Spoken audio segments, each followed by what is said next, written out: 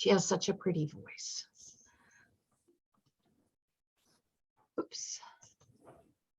And let me, all right, now I can see everybody clearly. Okay. We'll go ahead and get ourselves started. And we have, as I say, welcome. And we have 3 guest speakers whom I'm going to introduce in just a moment. We have Mr. Brad Thompson, Ms. Carmen Cawthon, and Mr. Joe Holt, all of whom have long-time connections with Raleigh and are very well poised to talk to us about African American history in the Triangle. So I will introduce them to you so you can see just the extent of knowledge that we have access to tonight. So Brad Thompson is former president of BTA, Public and Governmental Relations, a small consulting firm in Raleigh that helps to develop competency for advocacy and nonprofit organizations so that they reach their goals and achieve financial stability. He has more than 30 years of corporate and government experience. Excuse me while I let some folks in. And he started off as a Herbert Lehman Foundation scholar and an engineering graduate at North Carolina State, had a career as an administrator for some of the world's largest corporations such as IBM, Hewlett-Packard, Compaq, and Westinghouse Corporation. He's also served as bureau chief for OSHA under former Labor Commissioner Harry Payne, and as special assistant to former state auditor Ralph Campbell. After many years as a community and advocate serving over 30 boards and commissions, and just to name a couple, he was chair of the Raleigh Community Relations Committee and past president of the Raleigh Wake Citizens Association. In 1993, Brad was elected as a city councilman in Raleigh, representing the Southeast area, and then elected mayor pro tem in his first year, was called, quote, the very definition of an effective councilman. After 3 terms, he decided not to run again and became the state director for U.S. Senator John Edwards, being at that time one of only 2 African Americans to serve in that capacity. He's been co-chair of the Southeast Raleigh Assembly, which a group that makes policy recommendations to the Raleigh City Council. He's served on the Raleigh Transit Authority, Fair Housing Hearing Board, chair of the Southeast Raleigh CDC, and many other local organizations. He's a lifelong member of the NAACP. Brad is an active Democrat, having served at every level from precinct officer to national delegate. And he has won dozens of awards for his community service, including the Order of the Longleaf Pine and the African American Hall of Fame. He's a deacon at First Baptist Church in Raleigh and a member of the Omega Psi Phi fraternity. We are delighted to have Brad with us today and again on the 21st of March. Our second guest is Carmen Wimberly Cawthon, and Carmen has such an interesting assortment of interests, vocations, and avocations. She was born in Raleigh, the daughter of William Peel and Clifornia Grady Wimberly, was a student at Georgia Institute of Technology and got her bachelor's in political science from North Carolina State. She served in a number of capacities in association with the North Carolina House of Representatives. She was Assistant Sergeant at Arms, Computer Calendar Clerk. I'm skipping down here to get all of the legislative journal clerk and administrative clerk. She has seen how the sausage is made. In addition to her career with the North Carolina House of Representatives, Carmen is the owner and designer of jewelry for accessories and things. She's also started a business in bookkeeping and typing services, C-Type, since 1990.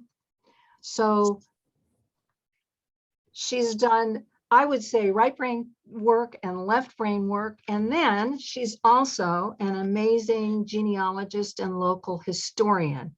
So she is bringing a great deal to our conversations today and next month.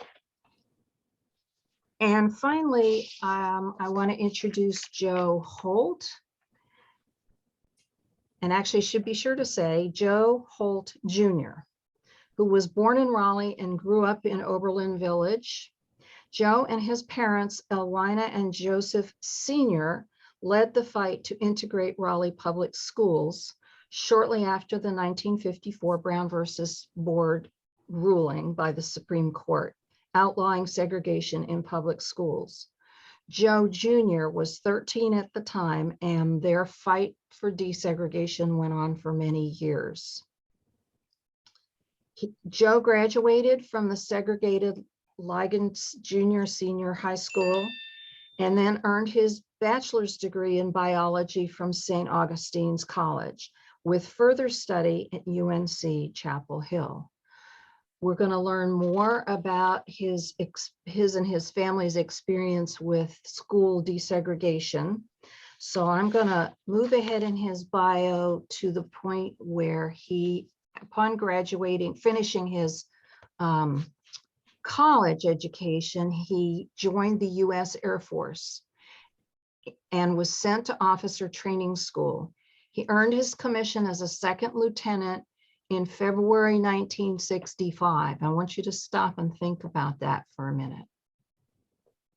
Becoming an African-American man, becoming a commissioned officer in 1965. And he received his aeronautical rating 10 months later. His 25-year career in the Air Force included duties as a navigator on multi-engine jet transport aircraft on transoceanic and transcontinental airlift missions flown all over the world.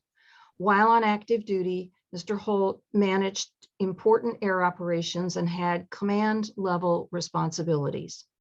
At this time, he also earned a Master of Science in Personnel Management from Troy State University.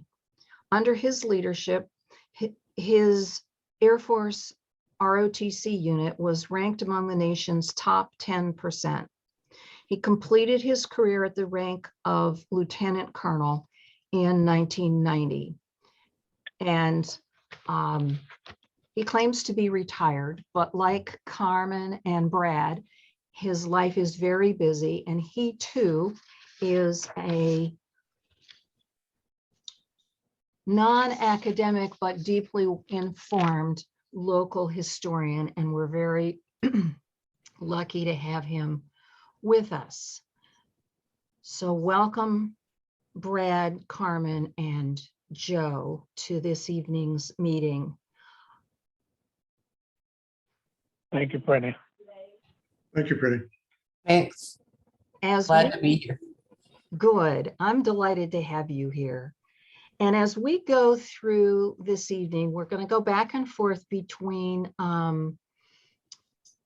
factual reviews so that we know something about the topic and commentary from Brad, Carmen, and Joe.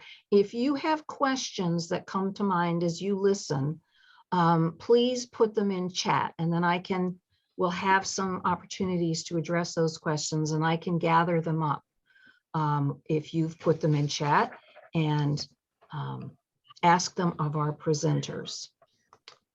So let's take a look at what the evening holds. We're going to work our way through three areas, three topics. We're going to do the highlights of the African heritage of African Americans. We're going to spend the largest amount of the evening on an overview of life for African Americans, both enslaved and free, during the period of slavery in North Carolina. And then our bridge from tonight toward March is going to be some reflections on life for formerly enslaved people immediately post-emancipation. So here we go into Africa. And people from the Coming to the Table group, you got material from me. I hope that you had a chance to do some reading and watch at least one of the videos.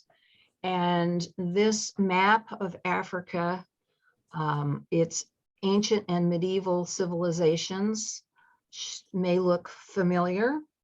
There are a couple of things that I want to point out about this map. One is that you can see these cultures spread all over the continent. And the cultures, those circles representing cultures and the dates associated with them, merely point to the time periods and the areas when a given culture or civilization was most powerful and dominant. But I hope the other thing that having circles all over the map reminds us about is that Africa is where humankind started. So it was populated full of people living their daily lives, raising their children, growing crops, hunting food, traveling, trading, making pottery, all of the things that daily life requires. They were all over the continent for millennia. Another point that I want to make is you see some stronger concentrations in the Northeast from Egypt and down along the Red Sea. You see other concentrations over in West Africa, both inland and along the coast. And then although it's only represented as a little purple strip on the East African coast, the Swahili coast, that was a very active center of commerce and trade for many centuries. In this listing, we show Egypt with a date 3100 BC.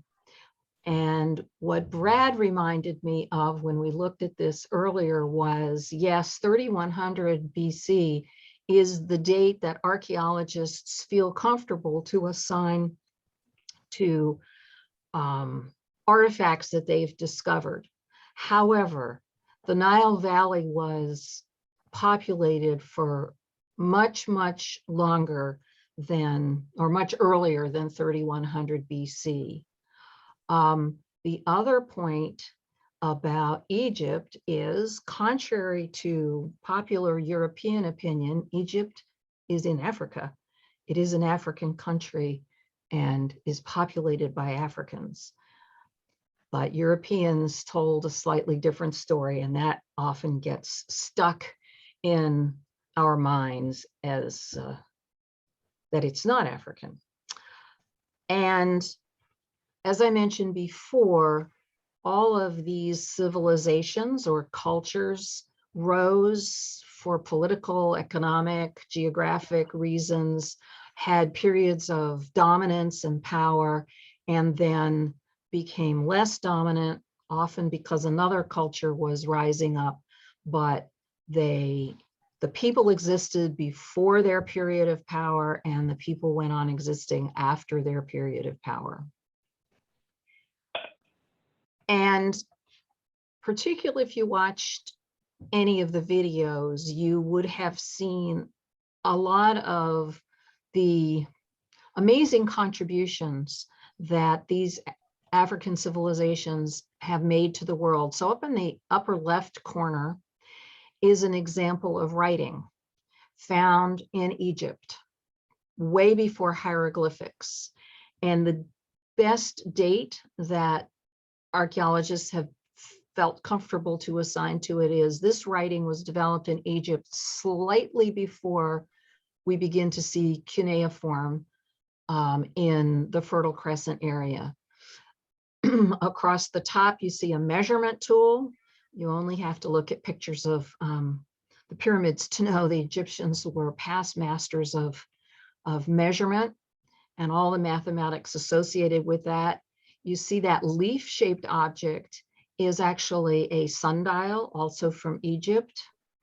Down in the lower left corner, you see some very steep-looking pyramids. They are from Kush, further south, but up the Nile.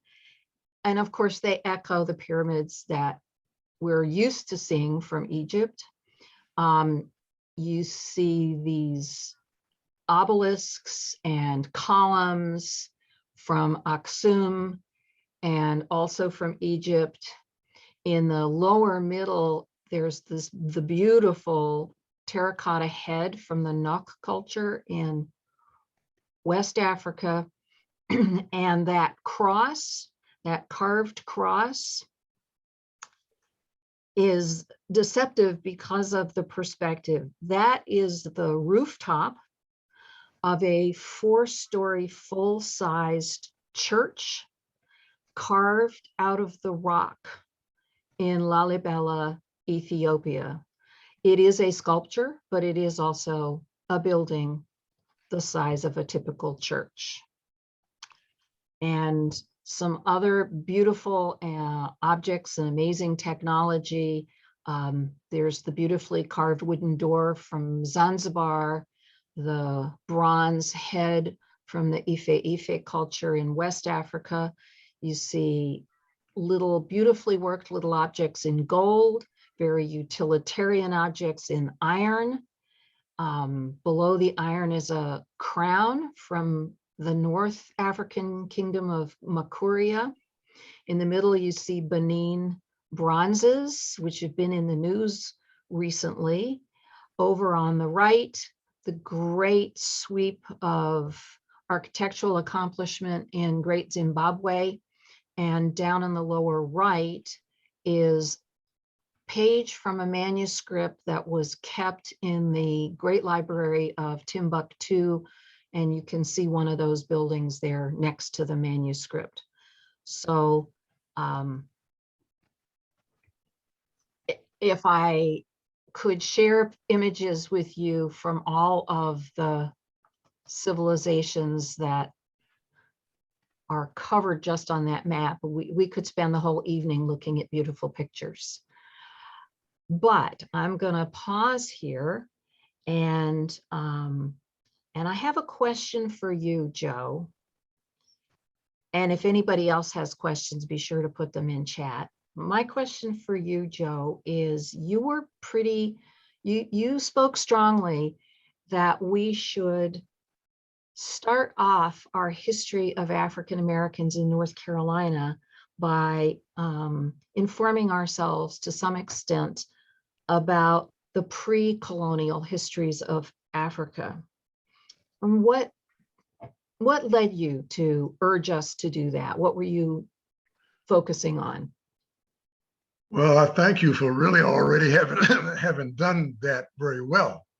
But almost every time we get into a discussion in Black history, regardless of whether it has to do with North Carolina, Raleigh, or wherever, almost invariably at some point, it will track to when we were enslaved people, all right?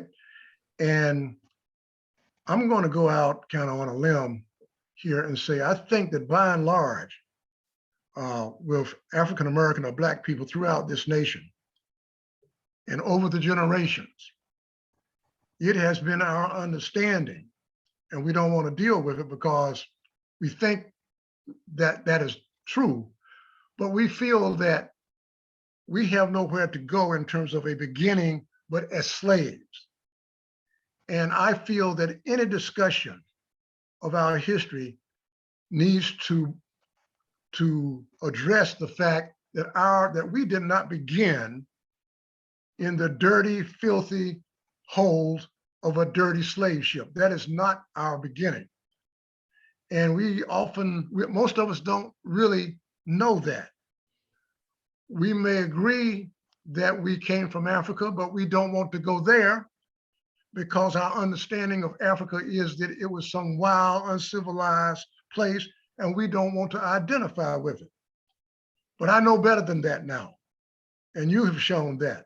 So I think any discussion about Black people and our history needs to always, until we can get very comfortable with it and it becomes a part of us, needs to bring out the information that we came from civilized people, civilized empires, civilized nations, that our history does not begin as slaves, that we are not a slave race. That's not our beginning. That when you trace back to pre-colonial times into Africa, Africa was not some wild, uncivilized, barbaric place, okay? There were great civilizations there. I would imagine you would find some people who might have been barbarians, but you would find that in Europe too, okay? All right, you'd find it. But we need to know, and we need to hear it very often because you only learn through repetition. So I want to make it a point, and I would like for us to always make a point, that the beginnings of Black people in America, our beginnings were not as slaves. We don't come from people who were slaves. The very first people that were, let's say, brought into Virginia, and that wasn't the beginning of the traffic into the Western Hemisphere, but it's my understanding they came out of Angola. And there was an outstanding civilization there, okay? So that is why I say that we need to talk about our beginnings, our pre-American beginnings, because there's pride there. There's no pride. How can anyone find any pride in just being a slave in a subordinate position, someone who is in a wretched position? And we've heard that for 400 years. And I think, I think about a Black kid sitting in a history class or sitting in history classes from K through 12, and he hears about the heroics of all these other people, but he doesn't hear anything about people who look like him. The only thing he hears is that they were slaves, and oh yes, some of them rose above that and made some contributions, like maybe Martin Luther King, and maybe George Washington Carver, and maybe Rosa Parks. That kid needs to know that his beginnings, his heritage, does not begin in slavery, and that Africa is a place that had wonderful, powerful kingdoms. Many of them rivaled at the time, at a particular point in time, what existed in Europe, and some surpassed many European kingdoms. And this is well documented by European scholars. And if we had the time, I could read some of the narratives that they have provided. Persons like Basil Davidson, Sir E.A. Wallace Budge, Sir William Flinders Petrie, and many others.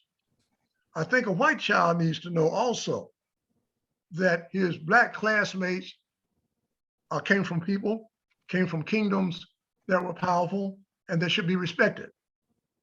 It's hard for him to respect anyone that he thinks doesn't deserve respect. I'm just being honest. You know, he may know that it might not be right, but somebody needs to show him that his Black classmate came from great beginnings just like he did, so that it will not creep into his psyche to be disdainful and contemptuous. And then if you are disdainful and contemptuous toward people, you're probably going to have some guilt that you carry because you think maybe that they resent that, and they do. And that's a problem. So for a white child to know also will free him, I feel, from being weighted down with perhaps guilt and misunderstanding. So everybody needs to know. And that's why I say we need to start out, when we talk about Black history, we need to talk about our pre-American history. Thank you. Brad, would you add anything to Joe's comments? I think Joe covered the waterfront pretty good. All right. And Carmen, I'm going to ask you a question. I don't know if you've had a chance to think about it. Carmen, is there a place in Africa, a time period, or a particular accomplishment of African people that you find especially interesting or gives you special pleasure or pride? You're right. I hadn't thought about that. I'm sorry, I sprang it on you. You know, I particularly appreciate the artwork out of Africa, and the use of natural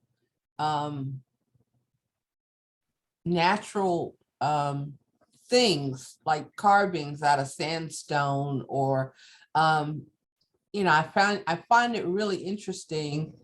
When I was making jewelry, I did kind of a study of what kind of jewelry people would, Black people in particular, were buying, because I tended to make costume jewelry. And I found in some of my research that the more gold was in jewelry in Africa, the more prominent the person who was wearing it. And so I realized that I would see more people who were buying gold jewelry than silver. And I thought, wonder if that actually, you know, that has trickled down through our consciousness and our families to those of us here in America now. So yeah, that probably is one of the things that interest me the most.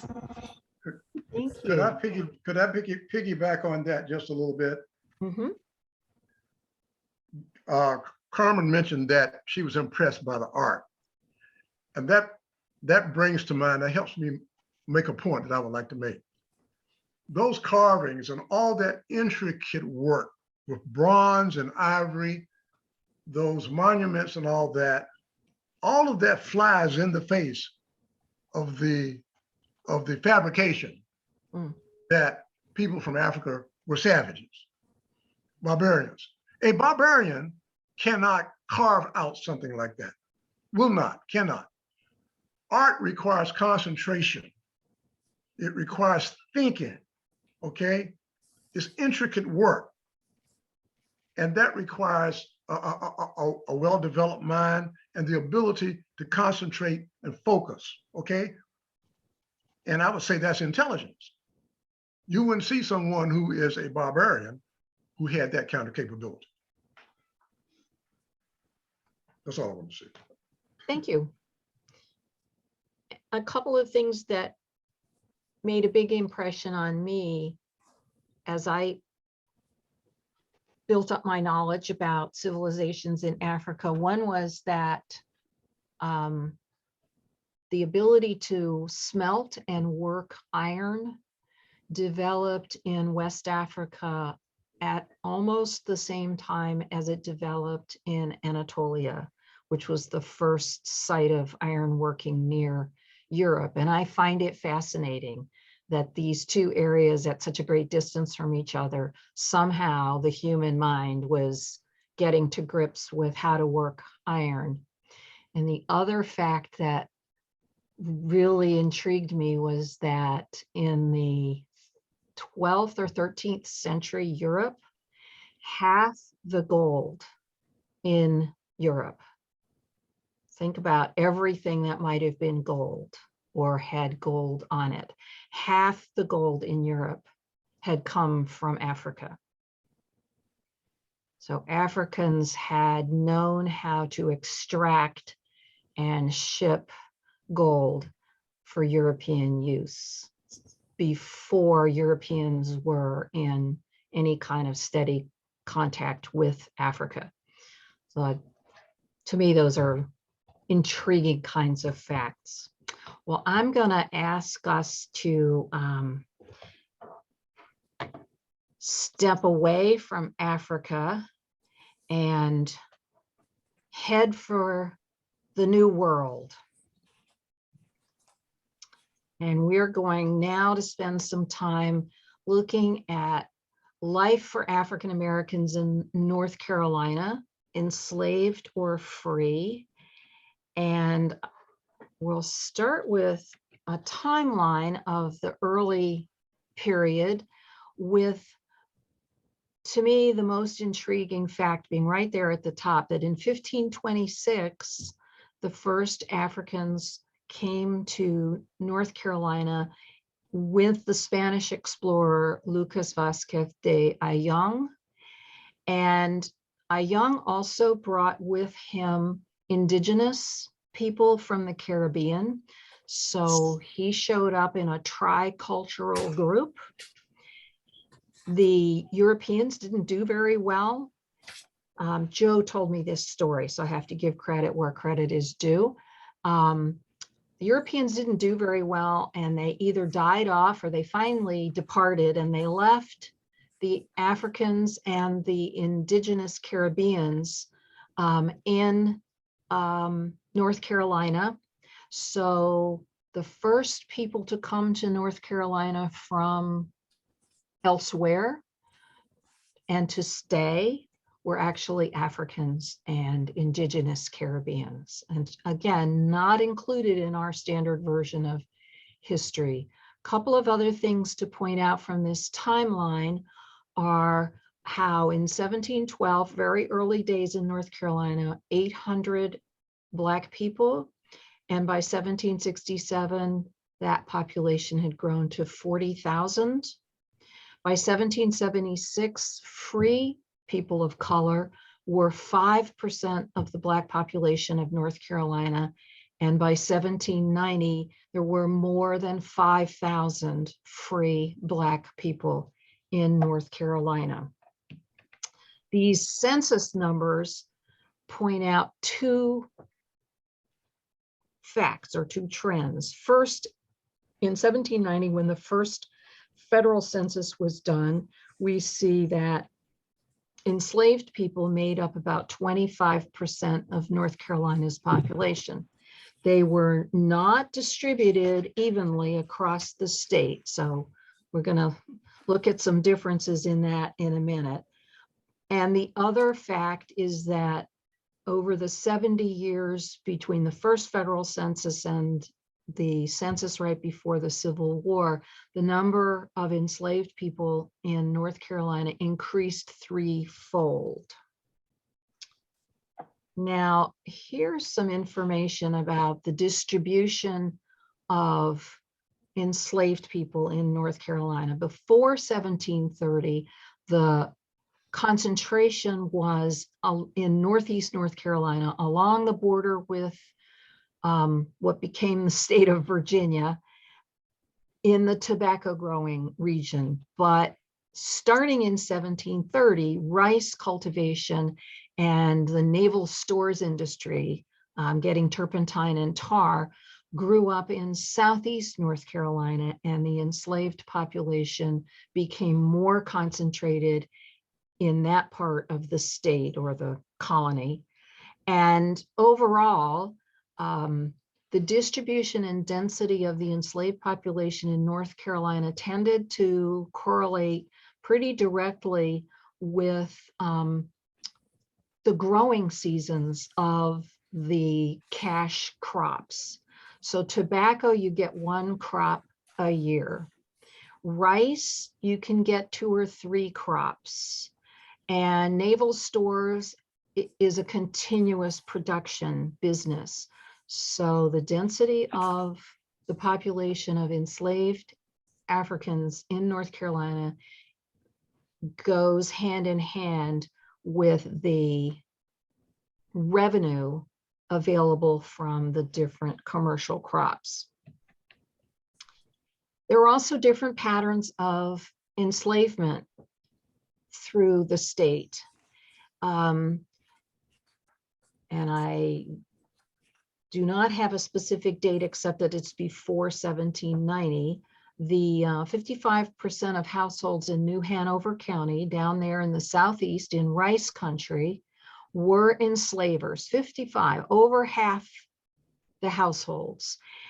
And enslaved people made up 73% of the county's taxable assets. 3/4 of the value of all the households in that area was the value of the enslaved people.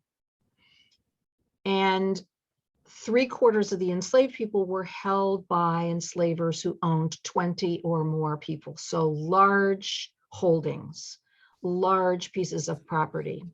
Whereas in contrast, if you go towards central North Carolina, you find that about 10% of the households were enslaver households. By the time of the American Revolution, the greatest concentration of enslaved African Americans was along the coast, in the Piedmont counties west to Guilford, with the density tapering off as you went west, and inland along major rivers like the Cape Fear River.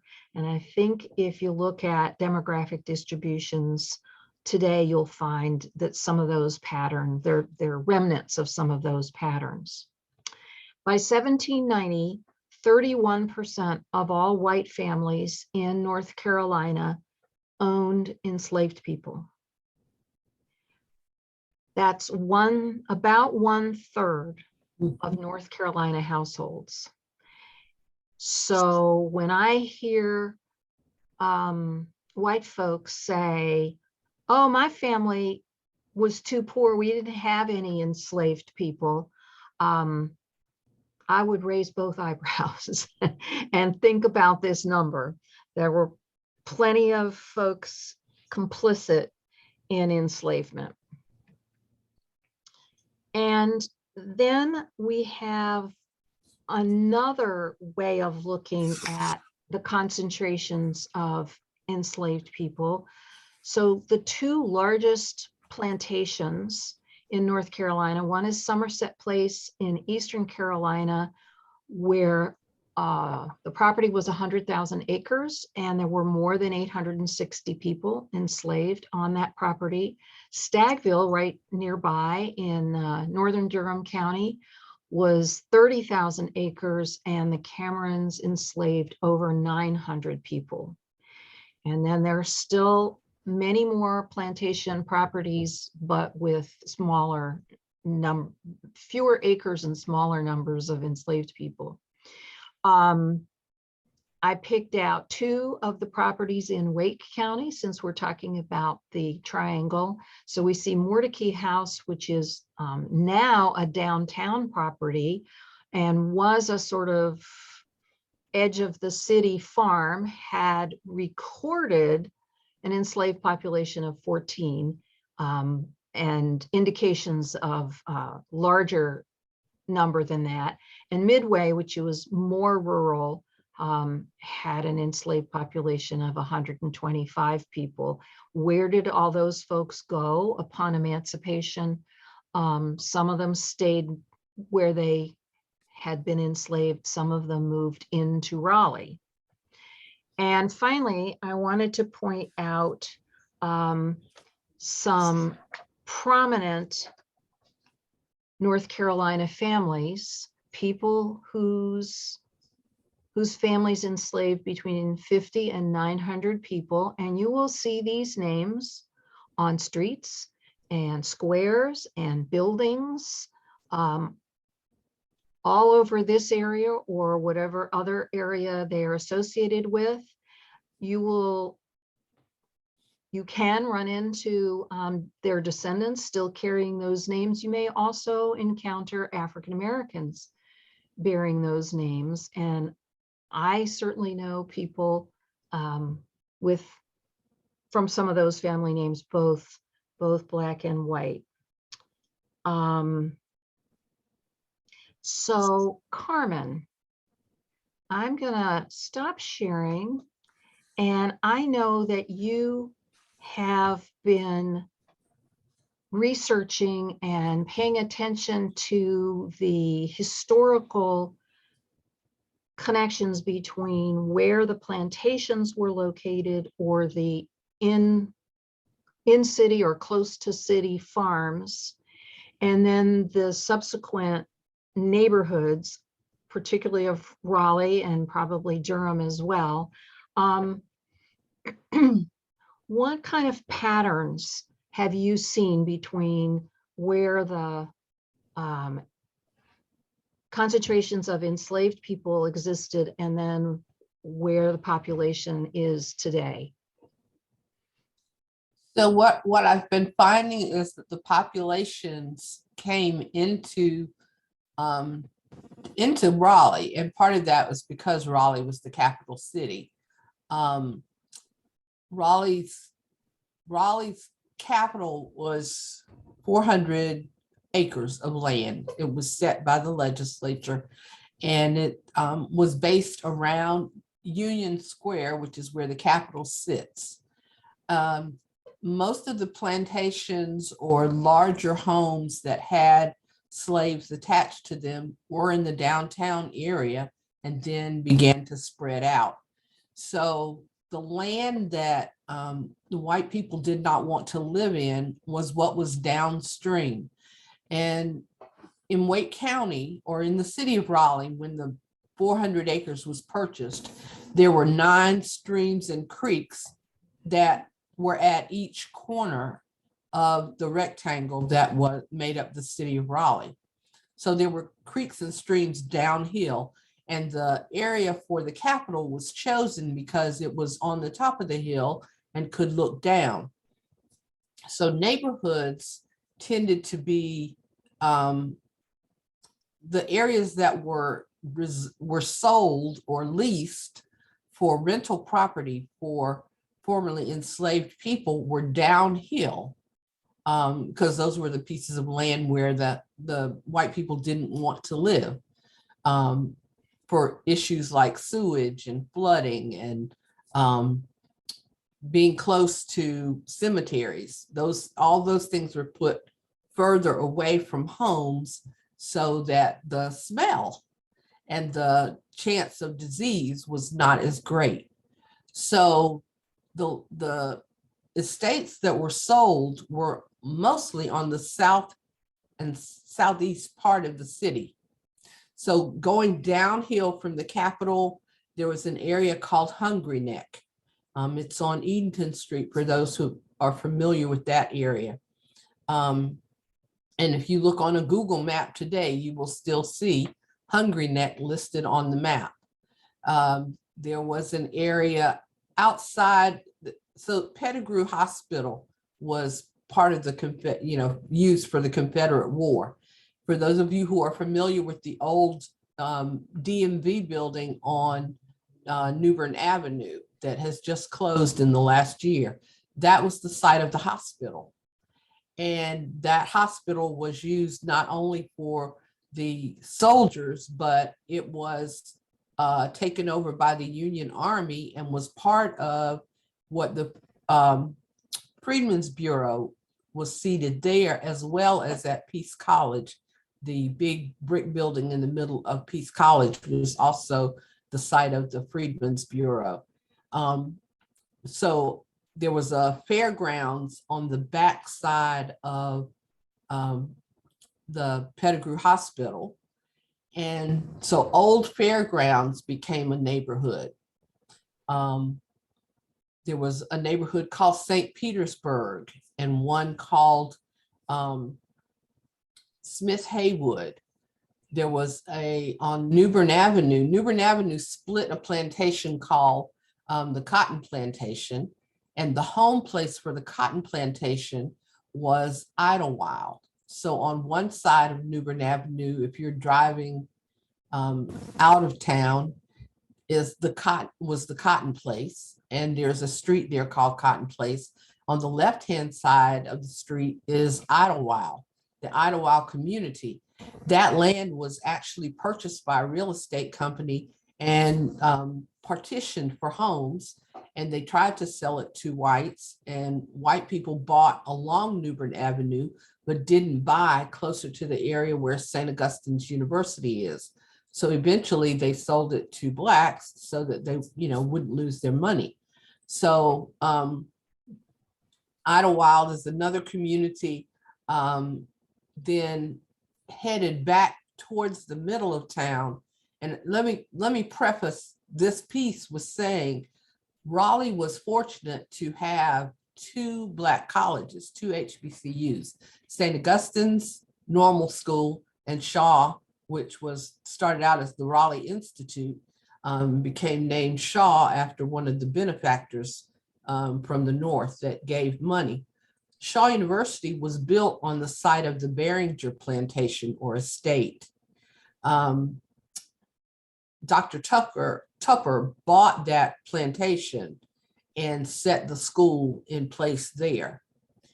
Above it, where the Memorial Auditorium used to be the governor's palace.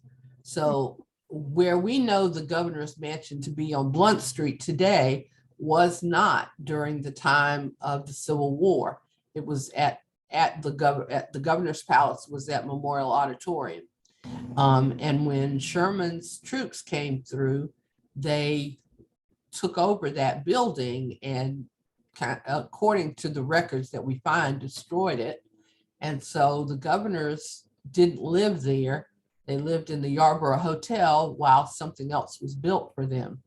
On the back side of the auditorium, there were more freedmen's villages, Manly's homestead, and Manly, of course, was a governor. Hayti, which was named after the country Hayti, and Cannon's lands, and Cannon was another plantation owner.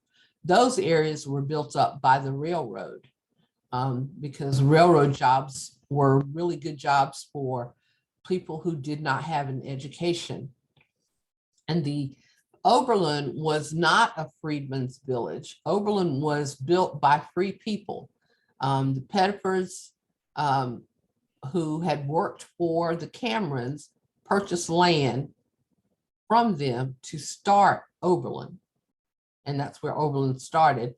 And the sheriff bought a chunk of land from Mr. Peck, who was a farmer, and he helped to make sure that Blacks were able to buy that land. And then Method, which was, so Oberlin and Method and an area called Lincolnville and Nazareth were all outside of the city limits, and they were built outside the city limits because the land was cheaper. So they all had nicknames like Save Rent, or Slab Town, or, they had nicknames because they were considered not good areas until white people realized Oberlin was high up on a crest and could look down on the rest of the city. And then that's when a lot of the land was sold in Oberlin before it was taken by, different urban renewal projects or that kind of thing. People would sell their land. So Carmen, one thing I'm understanding from what you're saying is that both the geography, the topography, right, and the history are still very present with us Yes. if we have a little information and know how to look beneath the surface and interpret, bring the past into the present. Right. And Yeah. another piece of that is that the lots that were sold in Southeast Raleigh were much smaller than the lots that white people's homes were built on. Mm. So when we see gentrification today and we see houses going up, 2-story houses as opposed to 1-story, it's because the lots are so narrow, and they were narrowly created on purpose in order to get more spaces rented in those areas. Carmen, I think we're going to go on with Okay. some further information. And there's another point where I'm going to come back to you for Okay. some more of your insights. Thank you. We're going to have a look now at what shaped daily life for enslaved people. And a couple of things to point out from this chart are that every time there was some sort of uprising or rebellion of enslaved people, the legal controls on enslaved people would get tighter and tighter. And nonetheless, this was a revelation to me. In 1776, the original North Carolina Constitution allowed formerly enslaved but currently free people to vote. However, in 1835, as the population of both enslaved and free Black people grew, they rescinded that right. There were also all kinds of local regulations or customary controls, and those applied to both free and enslaved Black people. So free people of color had to wear badges, they had to register, and they had to pay a tax for their spouse and each child in the family. They lived under the constant threat of being either enslaved if they'd never been enslaved before, or re-enslaved. And then there were a horrendous collection of codes for enslaved Black people, including ones that restricted their ability to supplement their food, that prevented them from assembling, and then sets of terrible punishments for anything that their enslavers objected to. And I have a question for you, Joe, at this point. You and I talked about this a little bit last week, and I asked you, since we know from earlier information how valuable the enslaved laborers were to the enslavers, why nonetheless did they treat their enslaved people in such a horrible way? And you had a very succinct answer for that.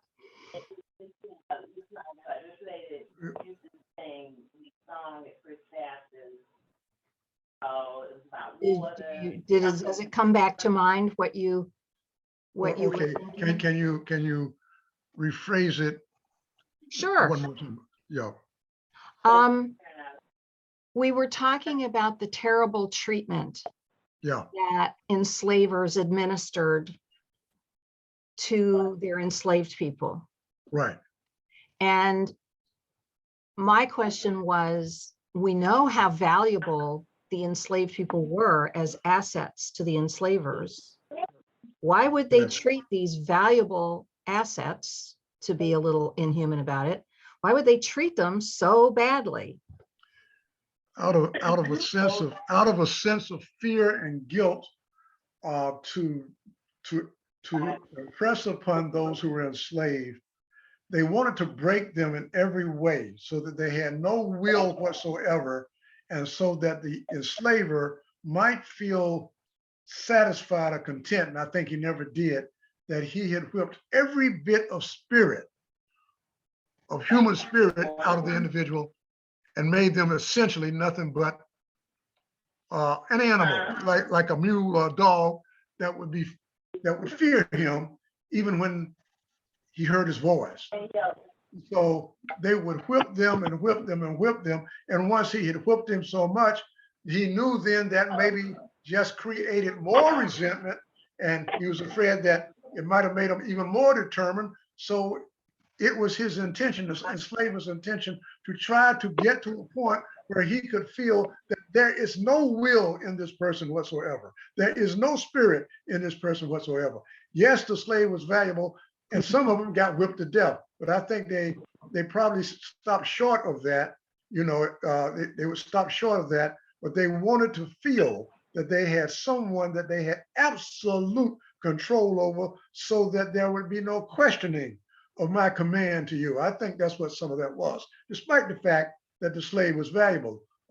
They tried, I think, to refrain from whipping the person to the point where they would be of no service to them, but the intention was to break every bit of will that they had, to whip out of them every bit of spirit that they had. We know that I mean, we don't know, but the slaves that were often considered most desirable, we're talking about North Carolina, were those who were being brought in from the Caribbean, from the West Indies, because so many of those had already been quote unquote seasoned, a euphemistic term for broken in spirit, whereas those who might have come directly from Africa, they were very difficult to deal with.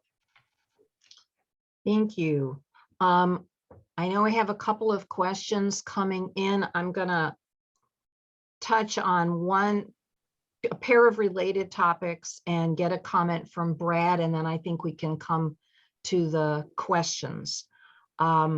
So let me touch on this point. In spite of the kind of existence that those controls created, in spite of the conditions that Joe was describing, we know that enslaved African Americans were exercising agency in all that they did to conduct their daily lives.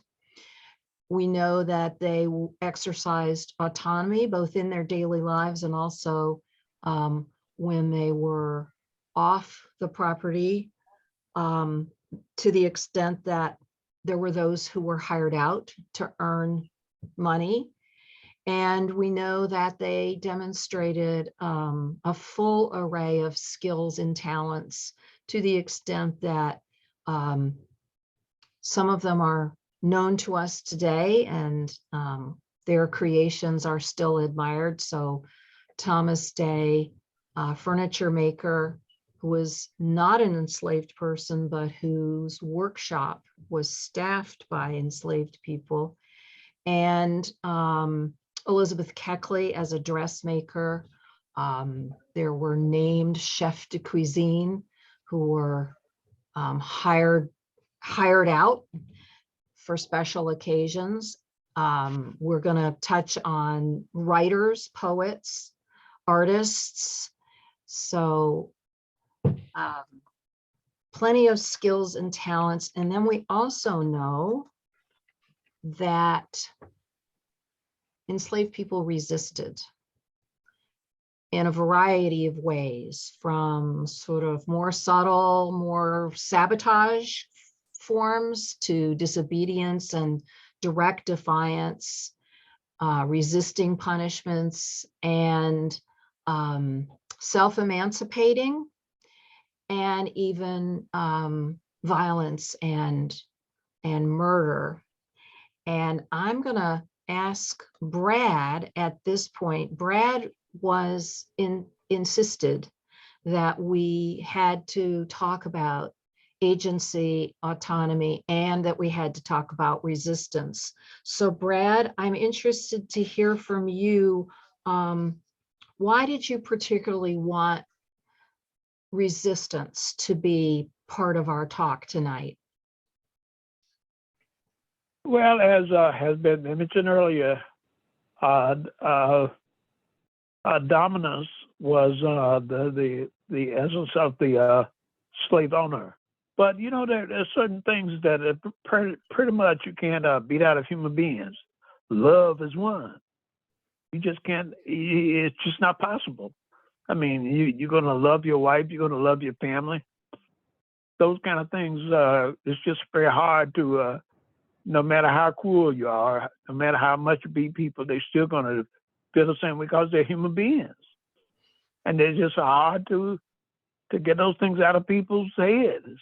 I mean, you know, so many of those people wanted to be unified. They wanted to see their families. They wanted to see their children. And the only way they could do it would be to revolt. So the dominance did not have was not successful in beating these people perceived themselves as human beings, which they were. But as they were human beings, the efforts to corral and intimidate and dominate them was not successful because deep down in their hearts, they knew they were people just like everybody else. Thank you. And so they revolted. Yes. And it's one of the ways that we can remember that about them, is knowing about those steps that they took to resist. They knew they took a lot of steps to resist, but it all boiled down to they never lost their sense of humanity. Right. Yeah, right. Right. Good point. Carmen, we have a couple of questions that I think are in your bailiwick. Somebody wanted to know, when you started to talk about the small lots in Raleigh, how close together were, now this says how close together were the neighborhoods in Raleigh? Is there a pattern that you can identify as to tightly packed neighborhoods versus more loosely settled? And you're muted right now, Carmen. Sorry, trying to make sure no outside noises got in. There were the neighborhoods. I don't know if you all can see this map. I'll try to get it closer to the screen. Oh, wow. So actually this shows 1, 2, 3, 4, probably about 8 of the neighborhoods. Let me see if I can get it up. Well, I've spotlighted you, so you're. I see that. So Smith Haywood, which is down near the bottom, what is across from Shaw University. St. Petersburg and the old fairgrounds is here. Hungry Neck is here. Idlewild and Cotton Place are these two. And then if you are familiar with Washington School in Raleigh, it's not on the map, but there are 3 freedmen's villages there. And then Boylan, which is now considered part of the Glenwood Boylan Historic District, was a freedmen's village, and that was right up the hill from Smoky Hollow. And then, as I said, Nazareth is out it's out off of Western Boulevard, close to WRAL's studio and the Catholic diocese office. Method is out further up Western Boulevard, and actually went from originally from Hillsborough Street over to Gorman Street. And Lincolnville was originally the area behind Carter Finley Stadium, in between what is the parking lots for Carter Finley Stadium and the PNC Arena. And that land was they had to forcibly sell that and moved over closer to Western Boulevard. The church is now on Western Boulevard or Hillsborough Street, that area. But they're almost to Cary. So, the villages were kind of spread all around. Most of them, however, were between Shaw and St. Aug. And within the villages, were the houses very close together? Yes. Okay. And Cheryl has put here in the chat, I see that Oberlin Village actually ran from Hillsborough Street all the way out to Glenwood Avenue. So it was much larger to begin with than it is now. And then Wade Avenue cut through and took a big chunk of Oberlin as well. I have a question. When you said the church is relocated, were you talking about Lincolnville AME? Lincolnville AME, yes. That's relocated now? That is not where It's on they're Hillsborough Street. located now. It's not their original site. And in fact, the original church is in the village of yesteryear at the state fair. Oh, okay. Yeah. All right. Lincolnville AME is west of the fairgrounds, between the fairgrounds and Cary, but it has been, as Carmen has indicated, it has been relocated. Okay, yeah. There's another question. Were Raleigh neighborhoods? Well, let me add to Carmen. Yes, please. The problem is Black people didn't have much money. You couldn't afford a big house because you didn't have much money then. The people who they didn't, and the banks wouldn't loan them any money, and so to have a house was a big thing, and many of those houses were rental houses. They were owned by people by white people who rented those houses to African American people. Okay. Okay. So you wouldn't have a big house or a big lot if a Black person might only be able to afford a small house and a small lot. Right. The closer the houses got to, I would say, to Shaw University, because a lot of those homes were in town. So they were originally built by whites. And as the white folks moved out towards the north, more of the Black professional class was able to buy those larger homes. But most of the this doesn't have anything to do with this piece, but I remember when my parents were looking for a house or wanted to build a house, my mother wanted a certain size house.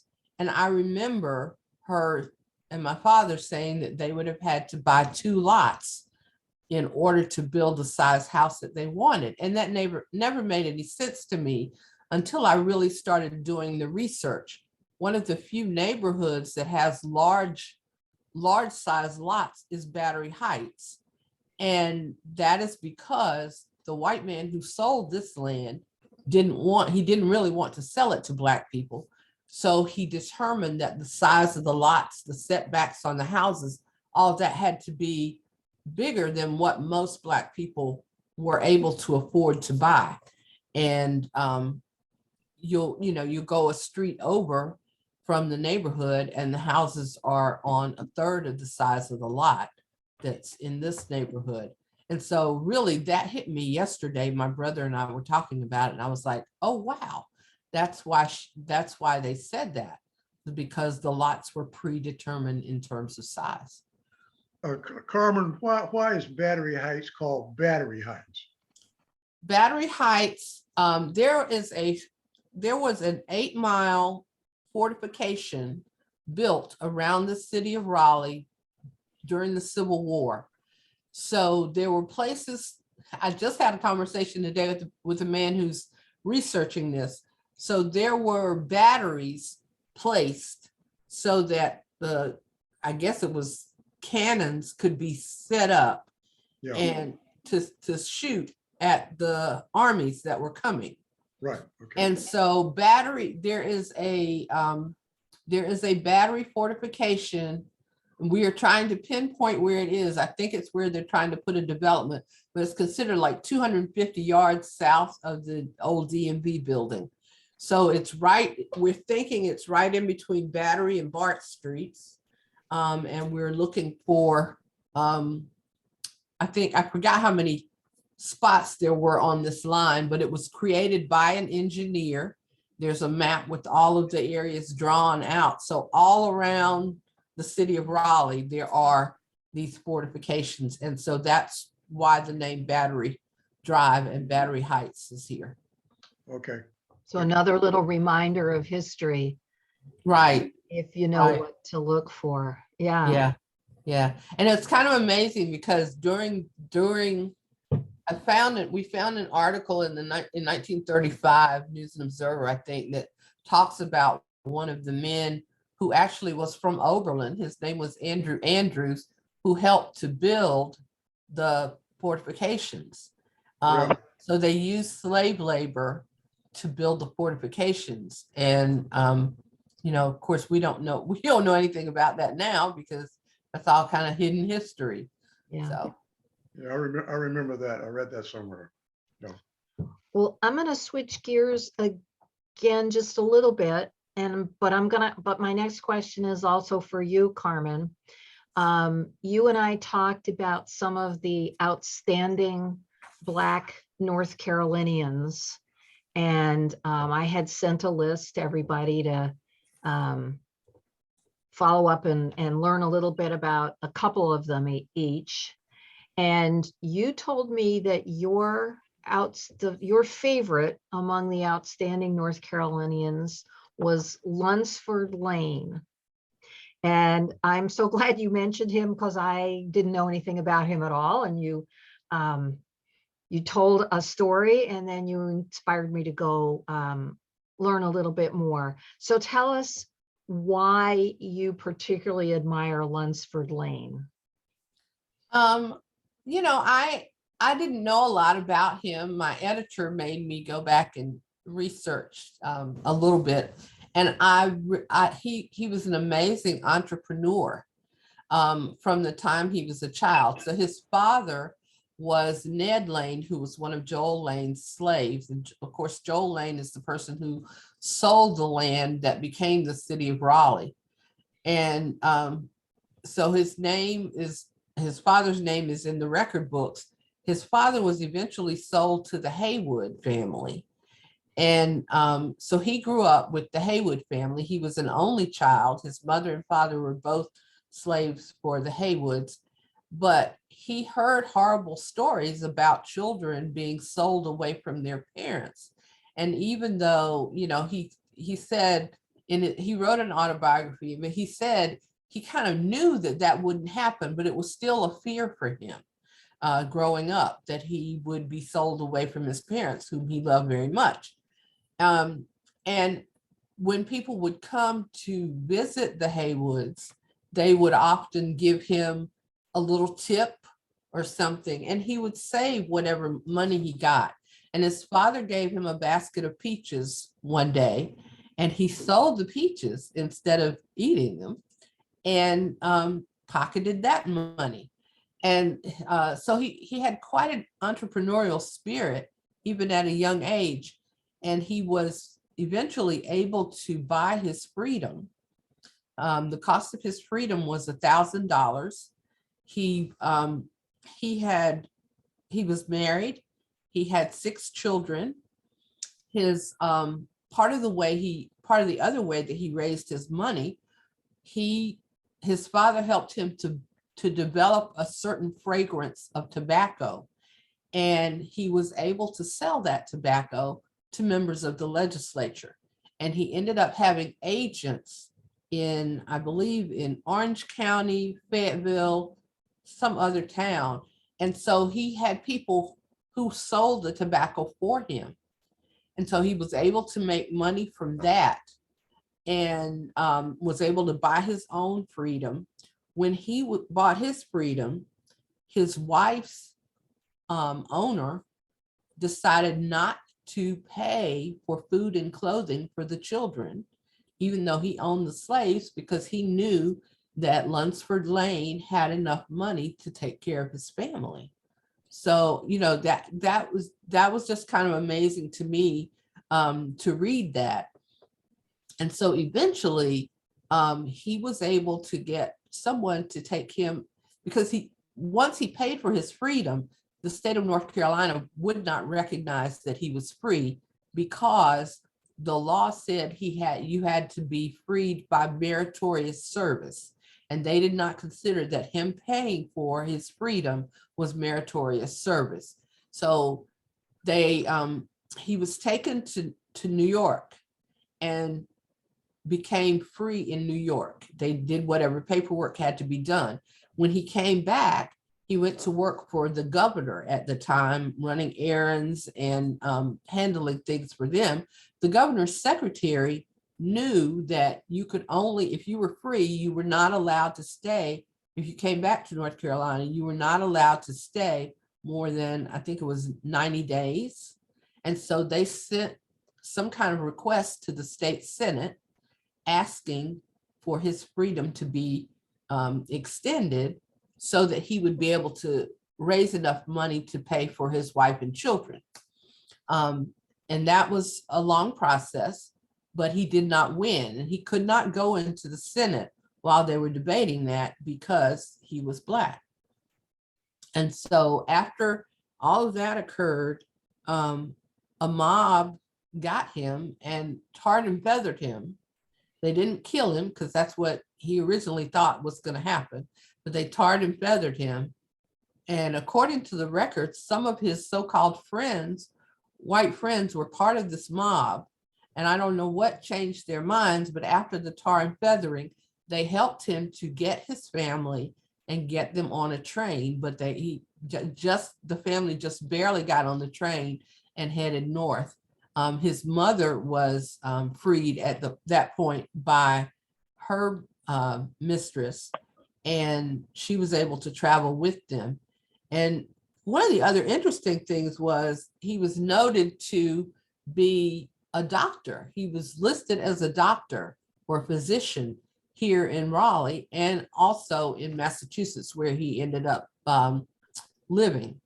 And his father eventually, in the next couple of years, I think, was also freed and able to come and live with them.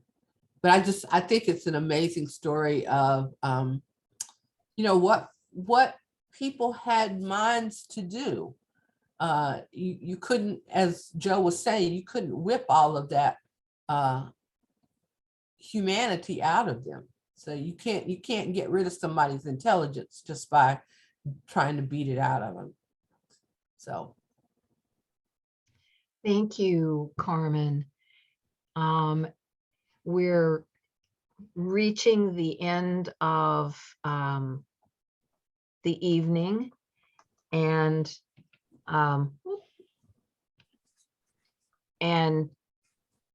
before we do depart, I want to take a perspective that Joe communicated when we were in the early days of talking about this, which is, what were the conditions? What was life like for the formerly enslaved people as of the day they were emancipated?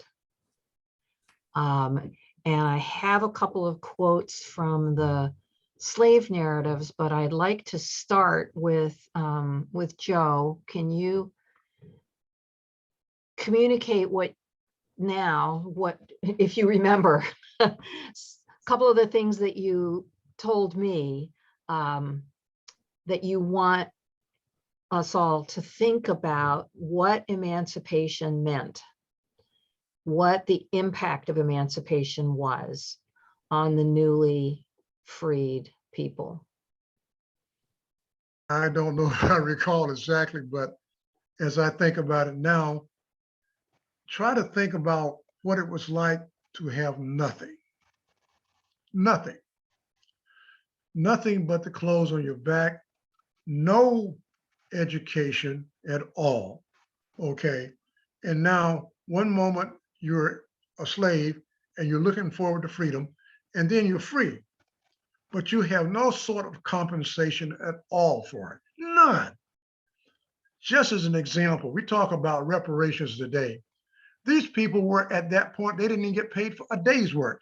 If the formerly enslaved persons had said, well, Master, you know, I worked for you all day yesterday, can't you pay me for that? No. You know, that kind of, so they had nothing, they had nowhere to go, and they had everything taken away from them. They didn't know where their families were, you know. So what must they have felt like? They were jubilant, I'm sure, to know that slavery no more, you know, hallelujah. But they had nothing at all, zero. And we look back at look at that. We can look at maybe one man or one woman, but you're talking about a group of people who for some 250 years have been forced to work for somebody else, and now you give them nothing. Thank you. And I'm going to just briefly share a quote from one of the slave narratives. If you look at the lower box, what Ms. Michener said, that slavery was a bad thing and freedom of the kind we got with nothing to live on was bad. Two snakes full of poison, one lying with his head pointing north, the other with his head pointing south. Their names was slavery and freedom. The snake called slavery lay with his head pointed south, and the snake called freedom lay with his head pointed north. Both bit the Negro, and they were both bad. So I hope, Joe, that kind of Yeah. image that goes with what you were saying. We have a minute or two if there is a question that is on someone's mind. Ann Silverman shared a piece of poetry, which I will, you can see in the chat, or I can forward to chat, a poem, an excerpt from a poem by George Moses Horton. Are there any other questions or comments from the audience?